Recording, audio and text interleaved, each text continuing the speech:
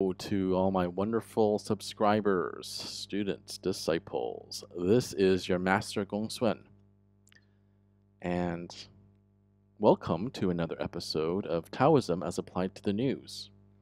In today's story, New Zealand Parliament shows its spooky side in a tour of mysterious deaths and cat infestations. Ooh, look at that. What happened here? So this is a tour guide at New Zealand's Parliament. And she's giving a spooky tour of the historical Parliament Library. A veiled woman burst screaming from an elevator. The small crowd gathered in a basement corridor of New Zealand's Parliament drew back nervously. Their guide, wearing a trailing white gown, smiled sweetly. "You're welcome to take the elevator," she said. Nobody did.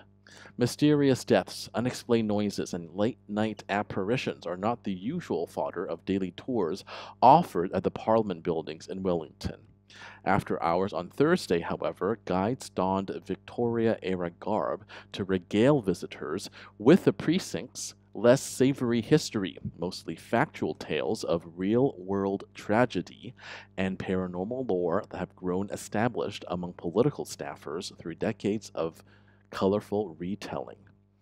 The history of Parliament's stately Gothic library is particularly rich in woe.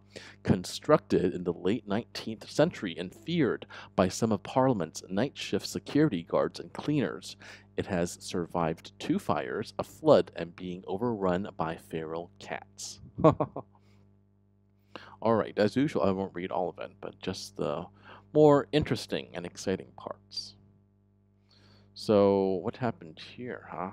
Apparently, there was some sort of savage storm that struck Wellington in '68, sinking a passenger ferry. Oh. A tragic tale and a stolen skull. Apparently, there was a politician who was found dead in a room at Parliament with a revolver in his hand while experiencing financial and family strife. Ooh, that's bad. Well, self-deleting like that is never good. In fact, in Taoism, we talk about if that happens, then you have to repeat the same action until it is finally your turn to go. That is the Taoist belief. But his ghost remains in the building. His skull was stolen and then rediscovered in a college student's bedroom.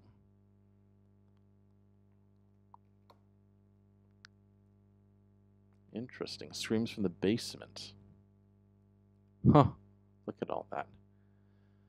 Urban legends passed down by staff include stories of hands reaching out from the stack, songs emanating from empty bathrooms, the apparition of a ghostly woman in a mirror, and locked doors swinging open. Wow, seems very haunted.